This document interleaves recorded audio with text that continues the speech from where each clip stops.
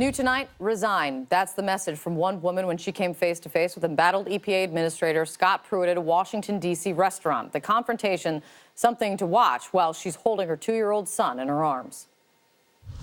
I just wanted to urge you to resign because of what you're doing to the environment in our country. This is my son. He loves animals. He loves clean air. He loves clean water. We deserve to have somebody at the EPA who actually does protect our environment, somebody who believes in climate change and takes it seriously for the benefit of all of us, including our children. So I would urge you to resign before your scandals push you out. The woman in that video, Kristen Mink, she's out front now. Kristen, thanks for coming in. Thanks for having me. So tell me, why did you decide? What was it about the situation that you decided that you wanted to go up to Scott Pruitt when you saw him at the restaurant?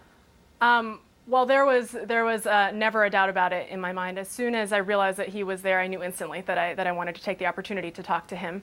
I think probably maybe having my child there with me gave me a little extra push because this is the man who is literally undermining my child's future. The future of all of our children, the next generation. He is actively sacrificing our clean air, our clean water to line his own pockets and the pockets of his friends. And this was my opportunity to call him out on it. Kristen, I saw, from what I saw in the video, Pruitt sits there pretty stoically throughout. Mm-hmm. Did he say anything to you? When I came up, he said hello and he confirmed that he was Mr. Pruitt. And he was, smiled and seemed, friendly enough. At first, I think maybe he thought I was a super fan of some sort or something. And then, of course, I suggested that he resign, and the smile faded pretty quickly. He seemed annoyed at that point. And then when I started listing off some of his scandals, that's when his demeanor changed, and he definitely stiffened up, and he looked kind of angry, defensive, uncomfortable. As he should. It's pretty embarrassing what he's doing. Did he respond after the fact? He did not. That I noticed. I know that his office put out a statement that he said thank you or something. And I may have missed that. We may have stopped filming and started walking back. And missed that. And I think it's telling that what they want to focus on is, he said thank you. That's not really the issue here. My 2-year-old can say thank you. The issue that we would like to address is what he's doing to our environment and the way he's spending taxpayer dollars on personal expenses, the way he's getting discounted rent from energy lobbyists that the EPA is supposed to be monitoring. That's what we'd like to talk about. But of course, his defense is, well, I said thank you. So I think that's telling. Press Secretary Sarah Sanders, she was recently asked to leave a restaurant that she was eating at. Today, she had this to say. Listen to this.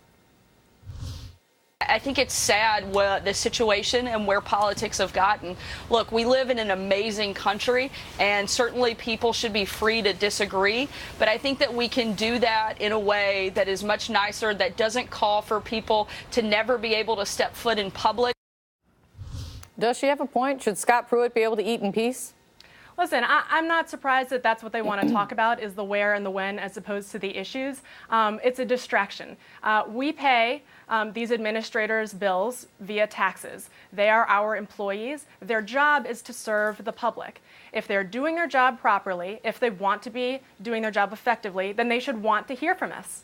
And here I am telling him how I feel. That's exactly how it should go. If they don't want to be called out in public, then they shouldn't make decisions that harm the rest of us. There have been other confrontations with cabinet members. Homeland Security Secretary Kirstjen Nielsen, she was recently heckled while at a restaurant over the administration's zero tolerance policy. I'm sure you've seen the video, but for our viewers, here's just what it sounded like. Mm-hmm.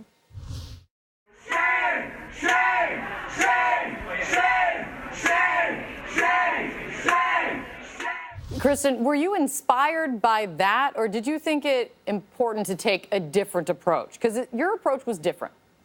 I didn't actually take any of those things into consideration. I only had a couple of minutes. I scribbled down a couple talking points on the back of my receipt, and I went up to talk to him. So I wasn't kind of running through these events that have made the news in the last week or two in my mind. I really was approaching this not as an activist or a protester in that moment. That was me speaking as a mom. Like, this feels very personal to me. He is making these decisions that are undermining the future for our children. And he has kids. It's unfathomable to me how he can do this. So that's what I wanted him to see. And since it is just happening this evening, right now, I did want to get your thoughts on CNN has some reporting that Pruitt actually asked President Trump this spring to fire Jeff Sessions as Attorney General and let him, Pruitt, take over as Attorney General instead. Just your thoughts? It doesn't surprise me that Scott Pruitt thinks that, he doesn't have to follow the rules. And I think that hearing that, look, I'm not a Jeff Sessions fan by any stretch of the imagination, obviously, but him making that request to Donald Trump is beyond a breach of decorum, clearly. That's wildly unethical. If anything, I think that makes it clear that it's time for Scott Pruitt to get entirely out of this administration. Kristen, thanks for coming in. I appreciate it. Kristen Mink. Thank you.